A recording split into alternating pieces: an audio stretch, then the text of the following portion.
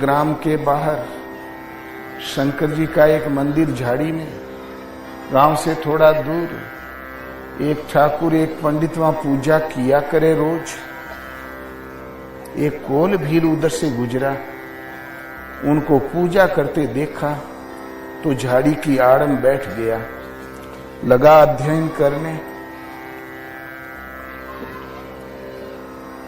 और तो कुछ समझ में आया नहीं, इतना समझ में आ गया कि खाद्य सामग्री सामने रख दो और कुछ पत्तियां ऊपर रख दो और घंटा बजा दो।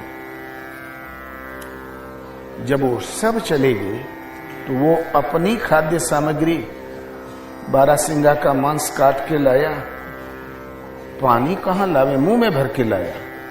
फू देनो मारा तो शंकर जी धुल गए और फिर कोई भी पता ही पाया ऊपर रख दिया, मांस की 2 पिंडियां सामने रख दी, प्रणाम किया, एक उठाया और चला गया। वो हो गया प्रसाद, वो हो गया चढ़ावा।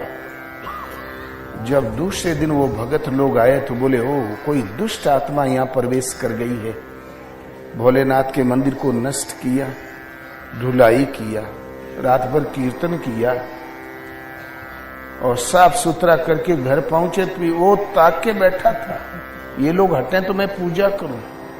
उसने भी प्रण कर रखा था कि जब तक पूजा नहीं कर लूंगा अन्न ग्रहण नहीं करूंगा।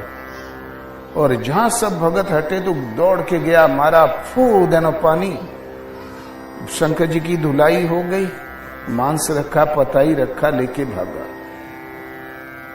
2-3 घटनाओं के बाद शंकर जी को लेके चले गए घर। बोले अब यहाँ कोई प्रेत आत्मा रहती है, अब ठीक नहीं, ऐसा करो कि भोलेनाथ को अब गांव में ले चलो।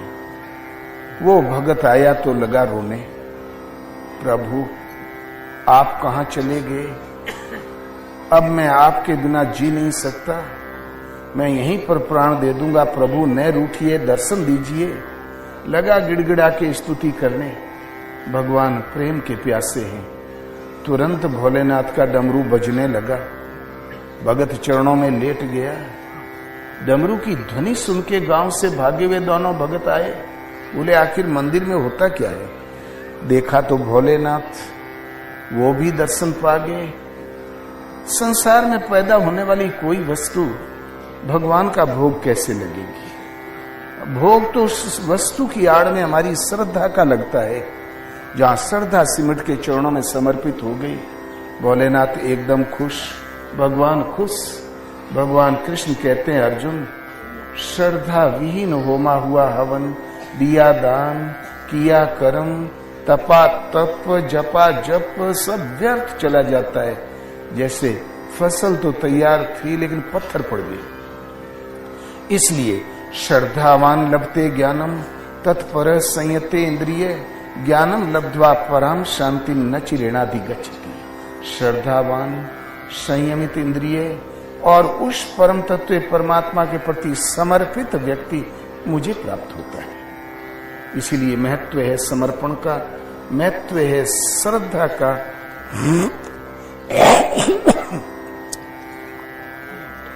फिर चाहे फूल और शकरकंद चढ़ाने वाले भी पा गए और मांस की गोटी रखने वाले भी पा गए। इसलिए भगवान के यहाँ भाव के भूखे हैं शिव।